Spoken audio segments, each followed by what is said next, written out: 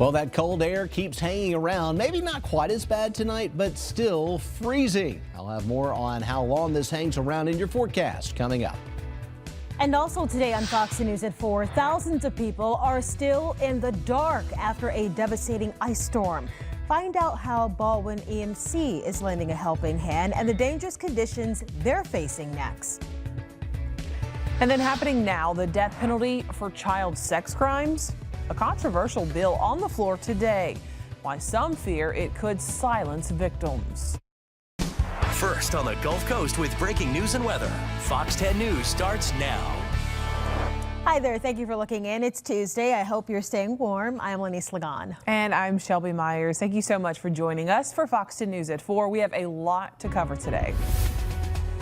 Yeah, we're going to start with the weather. While we are seeing clear skies out there, the temperatures are a bit chilly. Yeah, cold pattern locked in with us and with the sun shining. It's been so pretty, so that's the silver lining here. But we know we have to take this cold seriously, of course. And the big question here is, are we kind of going to start inching towards warmer weather, or is it just going to be colder? You know, we will do a little better with our afternoon temperatures this week, but this weekend we may get a cold spell that's colder than the one we just experienced. What? Oh, what? Okay, that'll wake you up. Right, possible teens by the weekend. First, let's talk about what's happening out here in the short term here. Our forecast, we will see the numbers dropping this evening, and we could be below freezing by 9 o'clock, but we'll level off there. Don't expect super cold weather tonight. We're not under any kind of cold advisories tonight. Just a light to moderate freeze because some upper level clouds will swing in overhead. So overnight lows right around 30, maybe even briefly in the upper 20s in a few spots. Here's what's ahead with the extreme cold. We're going to see that light freeze tonight. Clouds increase. The sun comes back tomorrow. It's generally going to be pretty chilly this week, but not freezing until the weekend. And then it's coming right back. We've got another cold blast on the way. Tomorrow morning's temperatures will shake out like this. We expect to be at 26 in Monroeville, 27 in Grove Hill and Calvert, 29 in Mobile and Fairhope, 30 in Pensacola and 30 in Navarre. So we look at radar, not much going on. We've got a little disturbance to the west of us. It looks like it's bringing a little mixed precipitation to Texas. It's very, very light. All that should fall apart as it moves into our area, but we will see some passing clouds overnight tonight and into early tomorrow morning. Our forecast shows clearing skies again by the middle of the day tomorrow, and that sunshine, we may actually warm up into the low 50s with our temperatures tomorrow. But the cold air comes back. We've got a couple of mornings with temperatures in the upper 20s. Friday morning, we actually have a morning low of 37, but that's temporary. Here comes the cold air in time for the weekend, and we will take a look at your forecast for Friday night's Mardi Gras Parade with the Conde Cavaliers. We'll also look at Saturday's Senior Bowl. Could be a cold one there. More on that in just a few minutes. Yeah, Senior Bowl is coming up. I know, and it's going to be a very cold one. I feel like usually the Senior Bowl is pretty chilly, but this may top that. That's okay. You can layer up in all your sports gear. Get your team clothing on. All right, take a look at this. Talking about the cold. I mean, this is something we don't usually see. No. Icicles there. And then, wow, steam? What is it, right? Rising? Because typically the water temperature is warmer than what the air is. And I'm guessing that's what's creating this. Yeah, so these are the scenes that we have been seeing around Mobile, and you can just feel the cold in these pictures, especially the ice on the fountain at Bienville Square. I mean, that's not something you see all the time, just hanging, dripping down off the fountain. In some places, they shut their fountains completely off. This one is still going, not completely frozen over, but those icicles sure do make it look really, really chilly out there, Lenise. Absolutely. And, you know, speaking of the cold temperatures out there, crews leaving Summerdale this morning, heading to Mississippi. They're going to help thousands of people in Oxford who are without power. Let's go to our Stephen Moody, who was there as dozens of Baldwin EMC workers started that trip. Baldwin EMC's coming. We're heading your way today. Help is on the way for the thousands of people in Oxford still without power, thanks to a combination of snow and ice. And as they navigate through the conditions, Baldwin EMC plans to do so safely and efficiently. The very top tier is safety. You can't sacrifice safety for production. Like, it's just, you can't do it. And working in frozen conditions just elevates everything. you got to take it as it comes. Efficiency is the main key. Teamwork. Whenever we go in front of the linemen, they'll come in, ground everything out for us, and that's when we go in and clear the way so they can come in, set poles, pull wire, and get the members turned back on. And they'll face problems that we're maybe not used to here in our area of the Gulf Coast. I think one of the biggest concerns we'll have on this is usually the trees. Trees do whatever they want, whenever they want to do it. When ice starts melting and refreezing, there's nothing you can do about it. And when asked about why this is important, they said they'd never hesitate to lend a helping hand, especially since they know that others would do the same for us. You know, in times like this, I've seen what happens when we have hurricanes here and the amount of assistance and help that we get throughout the whole process. And to have sister co-ops that can come in and lend a helping hand, many hands make light work. So it just helps things go a lot smoother. Stephen Moody, Fox 10 News. Well, at its peak, the storm knocked out power for more than 1 million electric customers amid bone-chilling cold. And at this hour, crews are still working to restore that power. Yeah, it's a difficult task, and the most significant infrastructure damage was across a swath of the South where that ice just made the roads really slippery and then snapping the tree limbs, weighing down power lines. Let's take a look at Nashville, where Nashville Electric Services tells us that at its peak, 230,000 people were without electricity, Shelby, in this cold. I mean, that is just unfathomable. You think of this when we have hurricanes and tornadoes that knock out our power, but this is just a whole other ball game. It's cold, so you're cold inside too. And although crews are working long hours to restore all of this electricity, there are still challenges, of course. In Mississippi, spokespeople say it is a similar struggle.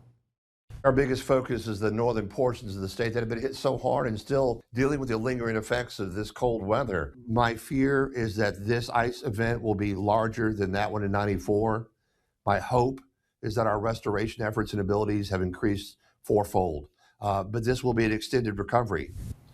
Yeah, and talking about that historic ice storm in 1994, it took 23 days to fully restore power. You mentioned hurricanes, and a friend of mine in Greenville was talking about how when Helene came through there and knocked down a lot of the trees, they've got snow there right now, and it was actually helpful that Helene came through because now people would be in the cold. Yeah. You know, it's more bearable to deal with when you don't have AC in the summer months, but not in the cold when you don't have heat. Yeah, just a wild situation that so many people are going through. They don't typically see this kind of weather, so they're not prepared. And it's a lot of places seeing it. All right, 2 projects in Mobile getting a boost today. The planned Brookley by the Bay Waterfront Park and Cooper Riverside Park along Mobile Bay. The Mobile City Council formally accepting grant money for both projects. Let's go to our Brendan Kirby, who's at the News Center with more on all of this. Brendan. Well, Shelby and Lenise, the money comes from the Gulf of America Energy Security Act, or GOMESA.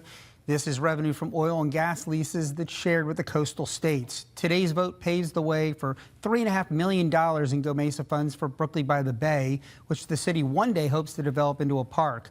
The grant will be used for a 1-mile access road from Broad Street and a bike and pedestrian path that will run along the old Bayfront Road to the park.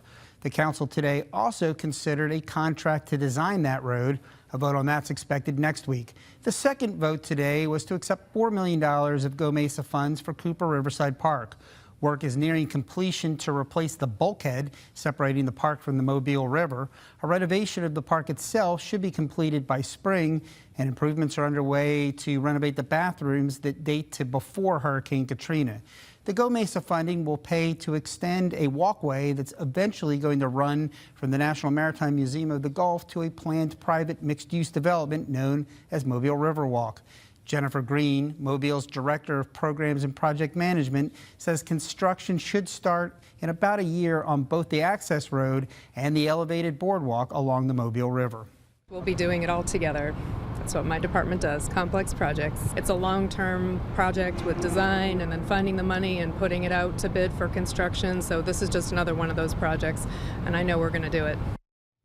Brookley by the Bay is a much longer range project. City leaders envision picnic areas, children play areas, a beach along Mobile Bay, and a boat launch.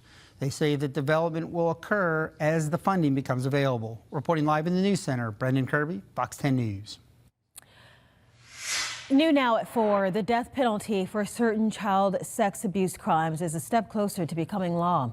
Alabama's House of Representatives voting in the past 2 hours to pass House Bill 41. Now that would make the death penalty an option for those convicted of rape, sodomy, or sexual torture of a child less than 12 years old. Our Alabama political correspondent Jessica Umbro joining us right now outside the State House. And Jessica, talk about what lawmakers had to say about this bill.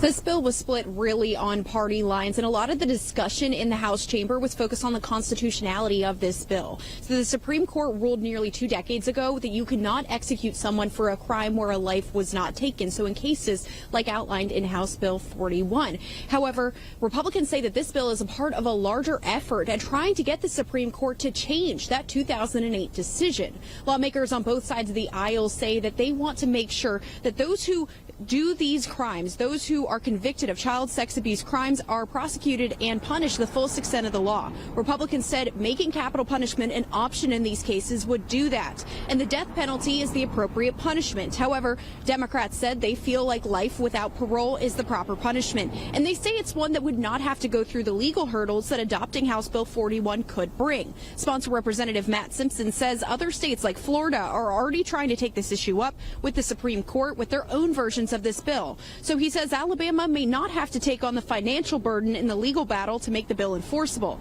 However, Democrats said they do not want to be passing bills that are unconstitutional. Every day that we can't punish those people, more and more of this stuff will occur. I feel really confident about where we stand with the Supreme Court. I think that there is a very strong chance for this to be heard. The analysis and the argument is flawed because it's not just unusual, it's also cruel. And ultimately, you're going to have to convince the Supreme Court that putting someone to death that did not murder or take somebody else's life is not cruel.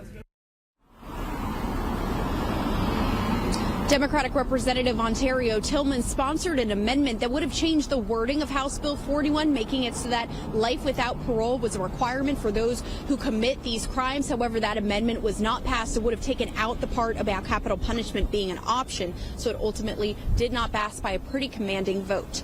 Live in Montgomery, Jessica Umbro, Fox 10 News. All right, Jessica, and on that note, House Bill 41 is headed to the Senate. The latest fatal shooting by federal agents in Minneapolis has increased the odds of a government shutdown. Some Democrats now refusing to support funding for the Department of Homeland Security, while Republicans need bipartisan support to keep several key government agencies open. Brian Abel is in Washington with the latest as lawmakers face a midnight Friday deadline. Escalating tensions between the community and federal immigration authorities in Minneapolis now creating a battle over government funding on Capitol Hill that could lead to a partial shutdown. What we're witnessing right now is it's completely out of control. The fatal shooting of Alex Preddy by federal agents appears to be the tipping point for some Democrats who are vowing to withhold votes on an appropriations package for multiple government agencies, including the Departments of Defense, Transportation, and Homeland Security, unless DHS reins in its immigration enforcement actions. We need systemic changes here before we move forward with the appropriations.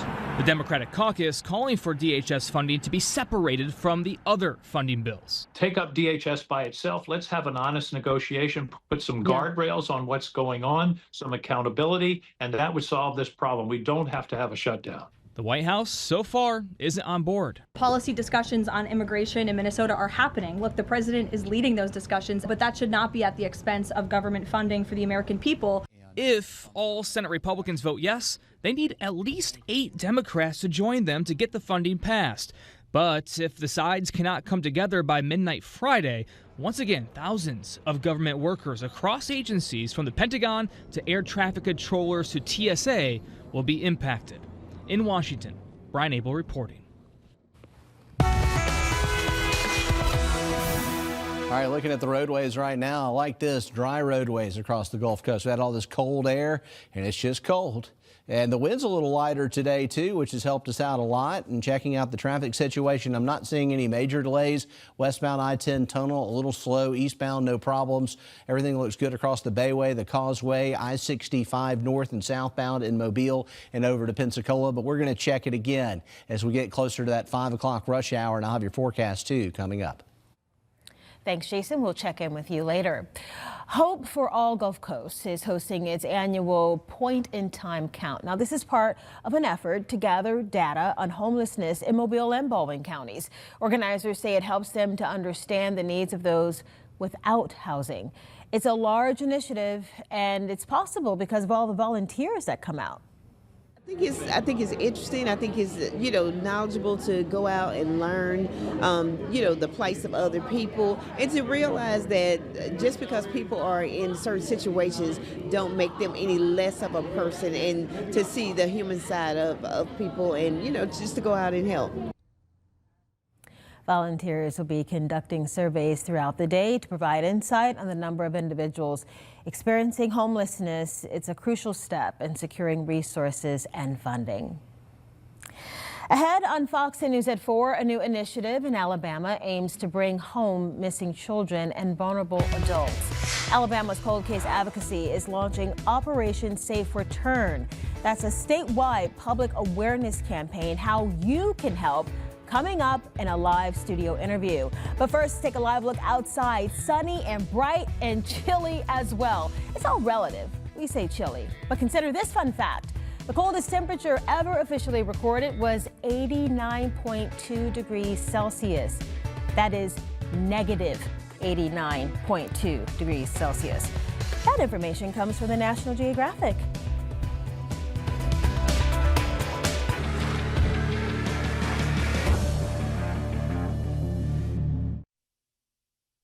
Welcome back. Advocating for those without a voice. That is the goal of the Alabama Cold Case Advocacy Group.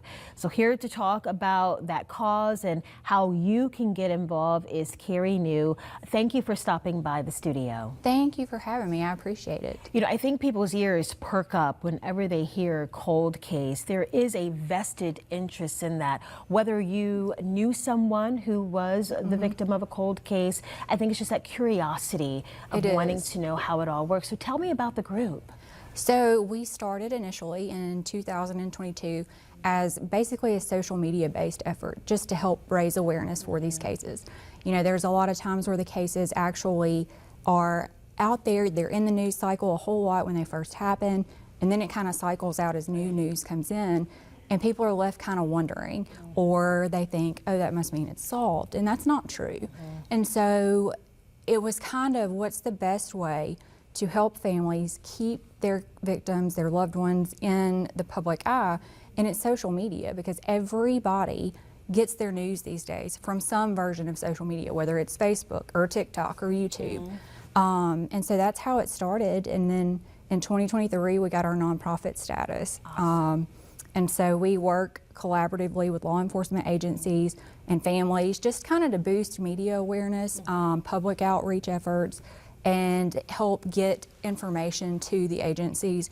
People sometimes are just, they don't like to contact the police. They don't want to be involved in that aspect of it, but they'll send the information in. So it's kind of like, if there's not a way for them to get the information in without having to send it to themselves, send it to us and we'll send it in for you. There are a lot of agencies that offer anonymous tips. I'm glad that you talked about the collaborative effort between your group and law enforcement. We were also talking about how podcasts are really helping a lot these days. Yeah, that's one of those things where you need a certain level of morbid curiosity because you need people to listen.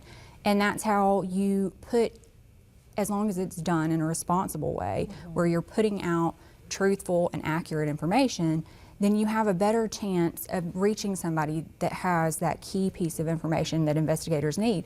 And when they hear that and they're like, wait a second, I know about this, then they call it in.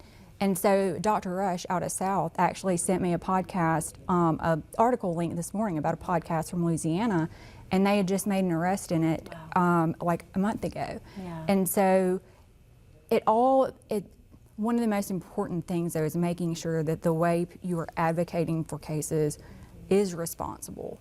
You don't want to do anything that is going to interfere or obstruct or anything like that. You don't want to put, that's why the collaborative relationships with the law enforcement agencies are so important, because we want to work alongside them.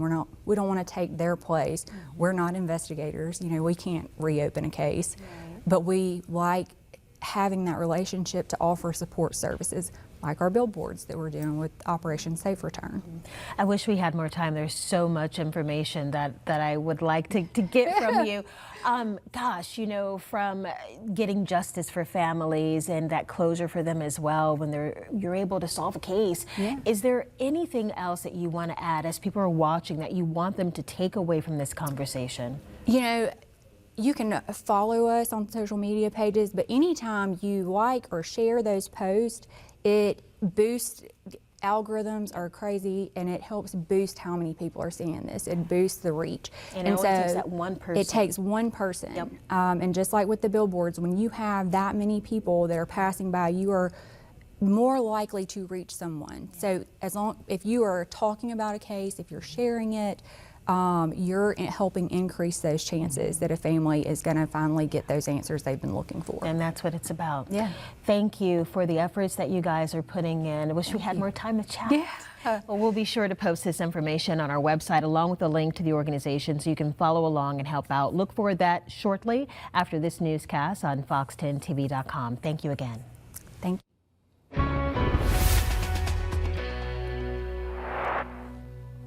Outside right now in downtown Mobile, our all-in credit union camera looks good out over the bay, and we're not seeing any significant weather right now other than it's significantly chilly outside right now. We're at 46 degrees. Winds are out of the east at 5, and we've still got a little bit of a wind chill. Feels like 44 with the wind chill, but that's way better than it was this morning.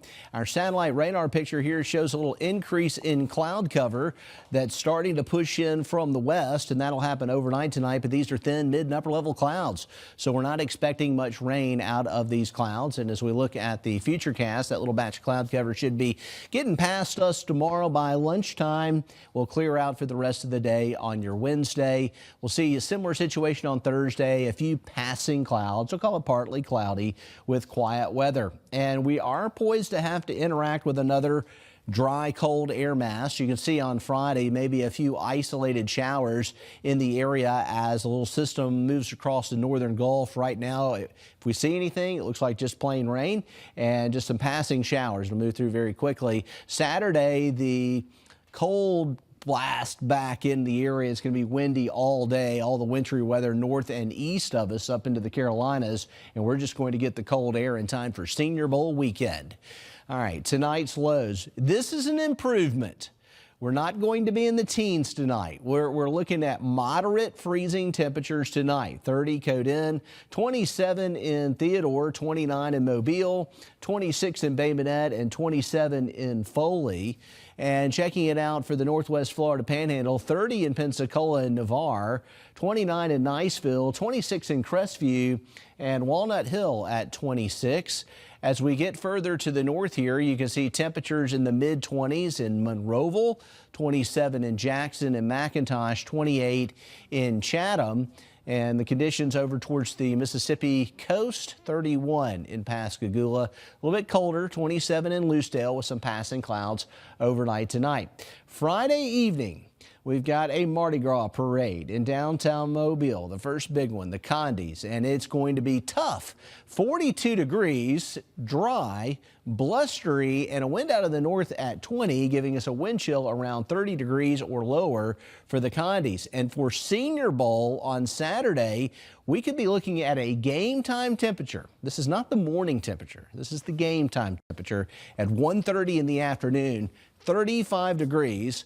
Wind chills 20 to 25 at Senior Bowl based on what we're seeing right now, and it's going to be windy. So your forecast looks quiet this week. We'll get lucky enough to hit the mid-50s in the afternoons, but it turns cold Friday night down to 20, 35 on Saturday. Saturday night, 17. This cold spell will be colder than the one we just had, and we should be in the mid-20s even into Sunday night. So this is something we've got to prepare for. More cold air on the way for the Gulf Coast. All right, Jason, thank you. Holocaust survivors, politicians, and the public gather in Auschwitz to commemorate International Holocaust Remembrance Day. Auschwitz was under German occupation during World War II, Nazi Germany killing roughly 1.1 million people there, most of whom were Jewish, but also many others. Polish President Karol Nawrocki was seen laying a candle at the memorial. 96-year-old Holocaust survivor Bernard often spoke at the ceremony. He warned against indifference in the face of modern-day hatred and violence. I'm almost 97 years young, and I'm a survivor of 5 camps, including this one. The Holocaust showed me how awful human beings can be, but also, more importantly, how caring, courageous, and empathetic we can be, we must be. As I look at contemporary times, I see many signs I know all too well. I see hatred resurgent. I see violence beginning to be justified once again. I say this because I am an old man who has seen where indifference leads to. And I say this because I believe. I truly believe that we can choose differently.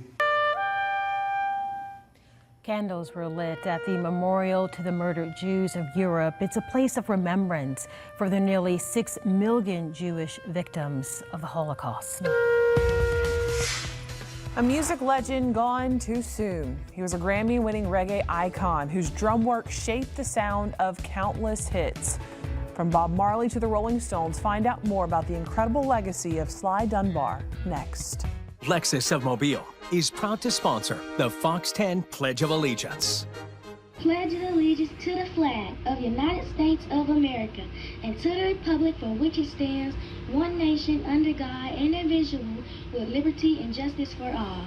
The Fox 10 Pledge of Allegiance, sponsored by Lexus of Mobile. All the money you deserve. If you've been injured, don't hesitate. Call Dean Wade. I did. You should too. The music world is mourning the death of Grammy-winning reggae legend Sly Dunbar. Dunbar's wife told a Jamaican publication he was found unresponsive Monday morning. He is most known for his rhythm and drum work with the late Robbie Shakespeare in the prolific reggae duo Sly and Robbie. Dunbar's work casting really a wide net, working with legends including Bob Marley, Peter Tosh. He collaborated with artists like Bob Dylan, Rolling Stones, and Grace Jones. Sly and Robbie released more than 30 albums as a duo, picking up 2 Grammy Awards along the way. No cause of death was given. Dunbar was 73 years old. That sound will last forever, though. Apple TV's Shrinking is back. Have you seen this one? I have not. Okay, I started it 3 episodes in. It's kind of funny.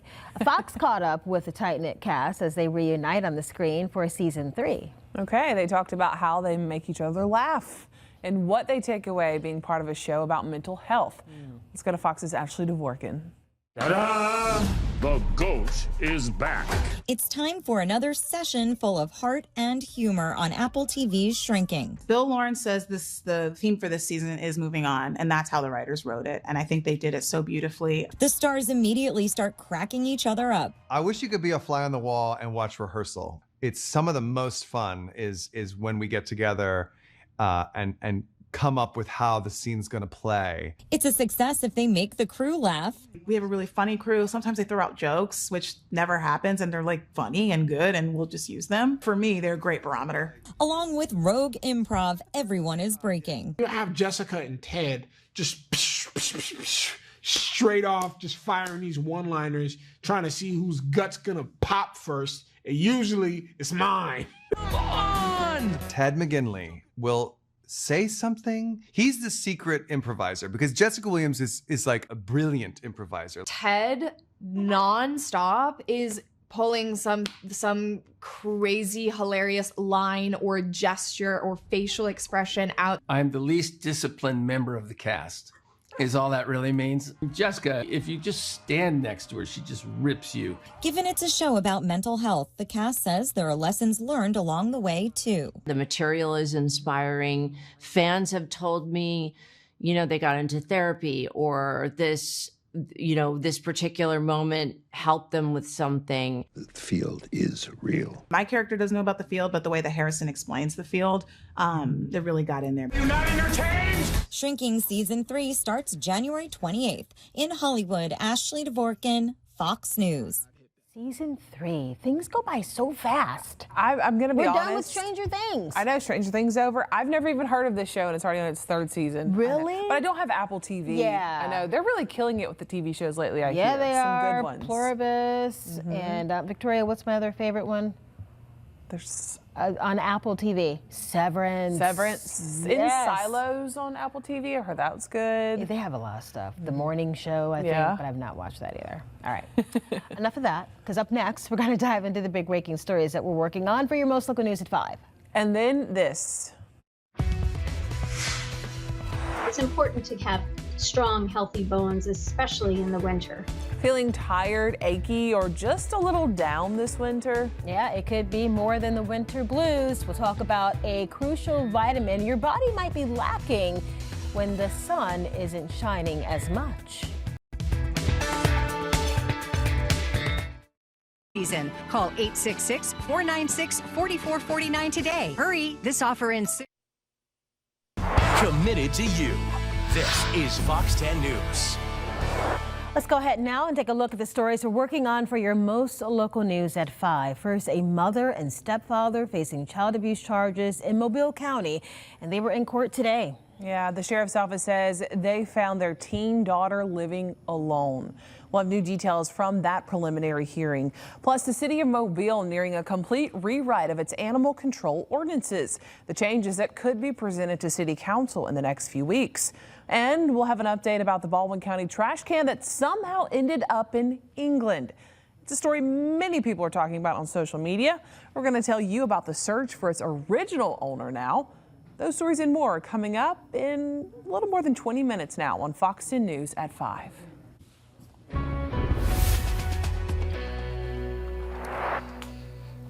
All right, let's see what's happening out there right now, and it looks good. We're dealing with some chilly weather today, and the numbers will drop pretty quickly tonight. We'll level off around 30 degrees in most spots tonight with some 20s in the inland spots, but it's not going to be as cold as what we've been seeing. We're keeping an eye on that here on our Fox 10 weather wrap. We've got your morning lows for tomorrow morning, and they look better, but still below freezing with a light to moderate freeze in a lot of spots. 28 in Chatham, 26 Monroeville, 27 in Leakesville and Lucedale, 29 Mobile and Fairhope, 30 in Pensacola and Navarre tonight, 29 in Gulf Shores. Tomorrow in Pensacola, out the door temperatures, we're going to see cold weather to start the day, a light freeze, 31 at 7 a.m. with a few scattered clouds.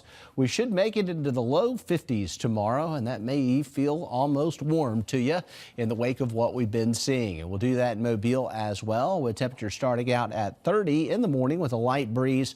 By the afternoon, we do expect to see temperatures up into the lower 50s. Our futurecast indicates that we will get a little bit of cloud cover coming in tonight. That's one of the reasons why it's not going to be as cold tonight. We don't see any precipitation, but we are looking at the potential for some cloud cover spreading across our sides through early tomorrow morning. It should be rather thin. Looking at our forecast, we are trending away from the cold and more towards partly cloudy skies on Thursday with a high of 56, 55 on Friday, maybe an isolated shower. The next cold blast comes in time for the weekend. I'll have more on that in your complete outlook coming up. The FDA says Keurig is recalling about 1,000 cartons of its K-Cups, and you're looking at the affected recall right here on your screen. It's the McCafe Premium Roast Decaf coffee. The FDA says the pods might contain caffeine, so you might get an unexpected boost. The affected cartons contain 84 K-Cups, and they have a best by date of November 17th of this year. The new assigned seating policy for Southwest Airlines goes into effect for flights today. Travelers can pick their seats in advance for an extra charge on flights. Yeah, purchase options include the ability to select seats with more legroom. Other flyers will be assigned a seat when they check in. It's a big change for the airline, which used to let passengers choose any open seat once they boarded. The boarding process will also change. Before, a passenger's boarding position was based on their frequent flyer status when they checked in and whether they purchased one of those preferred boarding add-ons. Now the airline's going to board by group, like all the other carriers do. The airline started booking tickets under the new policy in July for flights beginning Tuesday. Researchers say dozens of Centers for Disease Control and Prevention databases are not being updated. A report finds almost half of the databases the CDC used to update consistently have been paused without notice. At the start of 2025, the CDC regularly maintained 82 databases, updating them at least every month. By the end of October, 38 were not updated at all, and 34 had no new entries for the past 6 months. 90% of the paused databases were related to vaccinations.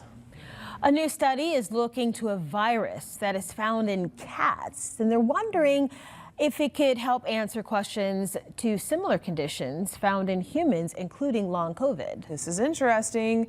Feline infectious peritonitis, a disease caused by feline coronavirus, is deadly if not treated. Scientists initially believed the virus only infected one type of immune cell. This new study, led by veterinarians, found they actually multiply and infect a range of immune cells critical for fighting infection. Traces of the virus can remain in the immune system after treatment, which could explain why some infections cause long-term immune issues. And now they're taking it one step further. While that disease only affects cats, researchers say it shares many similarities with other inflammatory conditions in humans like long COVID. So this study will help us further analyze or understand the pathophysiology, the pathology of the disease, and probably some fine day we'll also be able to find a cure for the disease, probably make a vaccine out of this finding. So that should be the goal coming from now, Researchers also uncovered viral material inside several cells, which can help the immune system fight infected cells. It's called a nutrient of concern in the CDC's dietary guidelines for Americans.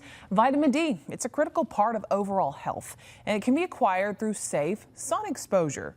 But when it's cold outside, experts say maintaining proper levels just gets harder. In today's Health Minute, Mandy Gaither has symptoms of vitamin D deficiency and tips on how to replenish this important nutrient, even in the winter. It's critical for strong, healthy bones. Your body can absorb vitamin D from the sun, but in the winter, that's not always easy. Less sunshine means less vitamin D.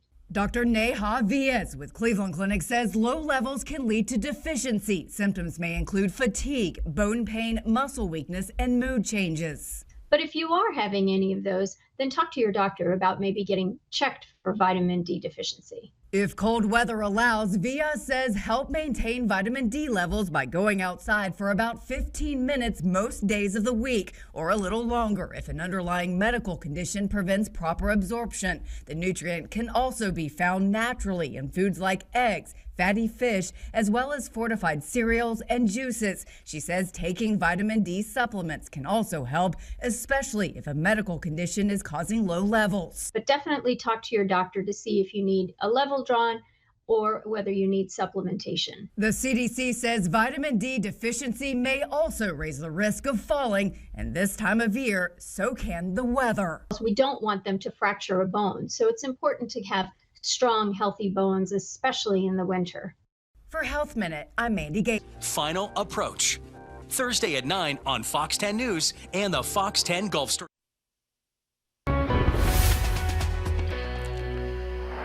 All right, cold weather is about to come back, but tonight it will not be as cold as last night. So we are going to be below freezing tonight, but it will be a light freeze across many spots with a moderate freeze in the inland areas presently. We're in the 40s. Never really made it to 50 in most spots today. Grove Hill is at 44, Evergreen's at 44. We're at 47 in Mobile. We've got 46 in Milton. These are our current conditions, and it's about to go down from here. We expect to drop down into the upper 20s tonight. upper 20s on Thursday night. And then Friday, we do a little better with that morning temperature, and it may fool you a little bit because by Friday evening it will get blustery and cold. And Saturday morning and Sunday morning actually could be a little colder than the last couple of mornings, with another Arctic air mass coming down in time for the weekend. Unfortunately, these Arctic air masses are coming down with almost no precipitation in our local area, so just going to be cold. That's the forecast. Here's what's happening. We've got some clouds scooting in from the west, mainly mid and upper level clouds. They'll be with us tonight. They keep our temperatures up a little bit. Checking out any possibility of precipitation this week. Those clouds push to the east. We have mostly sunny skies to finish the day Wednesday. Occasional clouds around on Thursday, but no precip. And then taking it forward into Friday, we got a little system coming by that might bring us a couple of isolated showers. On Friday, rain chance is low. It should be mainly rain, and then it pushes past us, blows up into a big winter storm for the Carolinas, and we just get the cold air on the backside of it, which will be here for Friday night and Senior Bowl Saturday.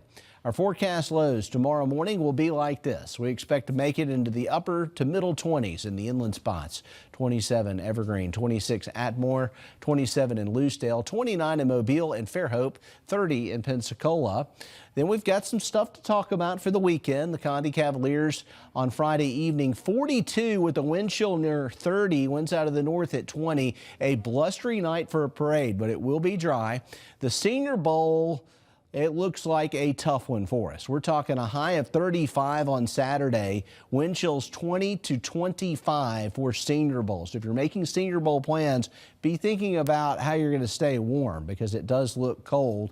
We'll have overnight lows Saturday night down to 17 and a high of only 42 on Sunday. It's a battle. Another round of cold air is on the way.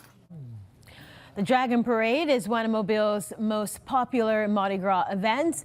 The newest episode of Unwritten Legends of the Gulf Coast is how the Mystics of Time's Dragon Parade has evolved over the decades.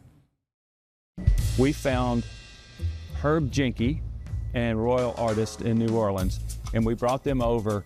And the big transition in the shapes, and you can see behind me, this the first one in 1948 kind of looked like a big worm, but now you've got this head and the shapes and the 3D, and they changed us over to canvas and easy to repair, easy to shape. Heads and all can be built here, or they can be built in New Orleans and brought over, so there's a lot more artwork that goes into this.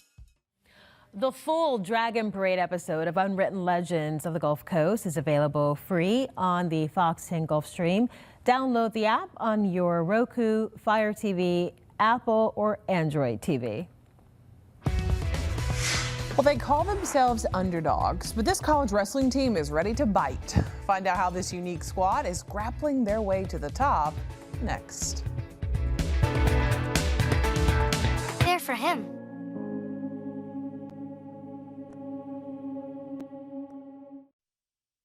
Today on the good side, a college wrestling program in St. Louis was built on grit, but then defined by heart. I love it. A new presence is helping the team find confidence and adding some much needed bite to their routine. Let's go to the mat.